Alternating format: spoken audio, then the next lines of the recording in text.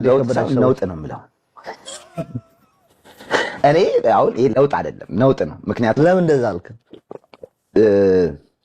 እዚህ ምድር ላይ ሰው አስፈቅዳለህ የምትኖረው ፈጣሪ ሲፈቅድ ነው የምትኖረው። አሁን ሰው አስፈቅደህ የምትኖርበት ዘመን ላይ ነው የደረስነው። ገባ? ምክንያቱም ለመኖርና ለመኖር የሆነ ሰው መፍቀድ አለበት። ገባ? ያ ልክ አይደለም። ምክንያቱም እንደውም አንድ አባት ሲናገሩ አንዳንዴ መሪን ጽፌዋለሁ እንደውም ይለያል በሚል ሙስጠላ እዛ ላይ እሳቸው የተናገሩትን ነው የጻፉት እና አንተ በጥሩ ነው የመጣው ወይስ በመጥፎ የተሾምከው ብለውታል። ግን እግዚአብሔር ይመስገን እኔ ሰው ለማዝናናት የተፈጠርኩት በክፉ ጊዜም በደጉም ጊዜም ሁሌም እኔ እንደ አንድ ህዝብ ነኝ። ምክንያቱም ራሴን እንደ አንድ ህዝብ ነው የምቆጥረው። የህዝብ ልጅ ነው። ምክንያቱም ህዝብ ጎን ያለው አቋሜም አይለወጥም።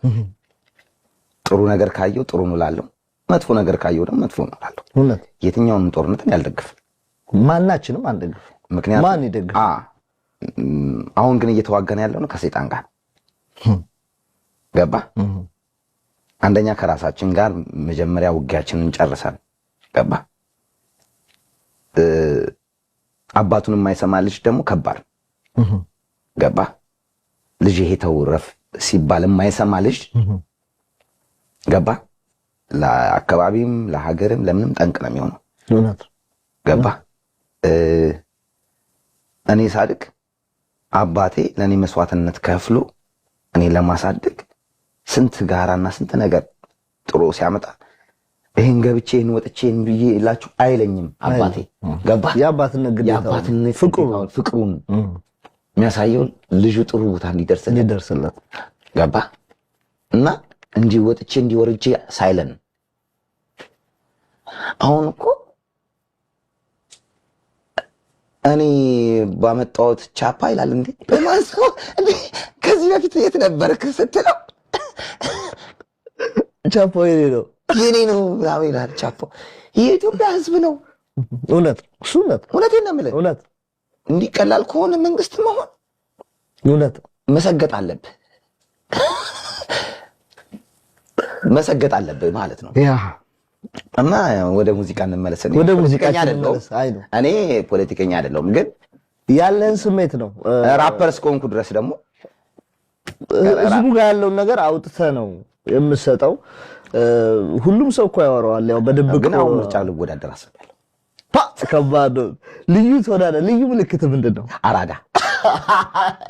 እሺ አንድ ቀን አንድ ጓደኛዬ እሺ ትዝ ይለኛል። የዛሬ ስንት ዓመት መሰለ? የዛሬ 8 ዓመት ምናምን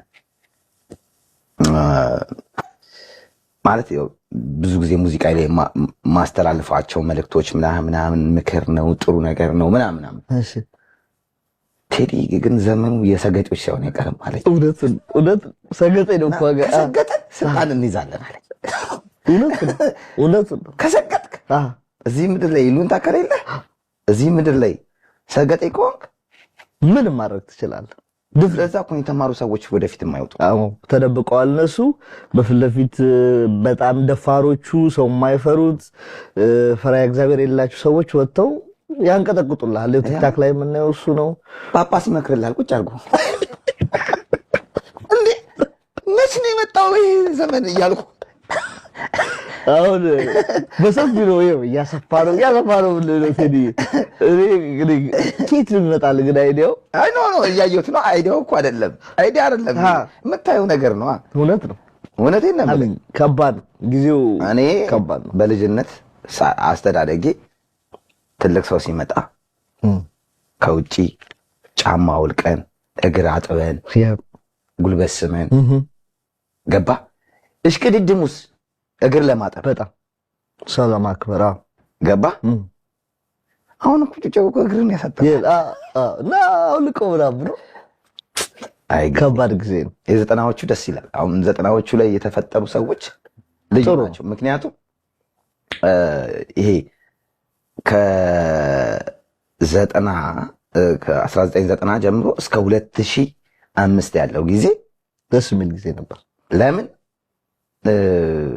ሀገሪቷም የለውጥ እንቅስቃሴ የጀመረችበት ነበረ። በደንብ ሰው ሰርቶ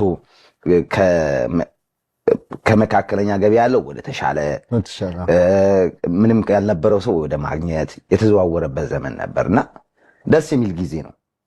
ያው የትኛውም ጊዜ የአፍሪካ መሪ አፍሪካን ጠቅሞ አያውቅም።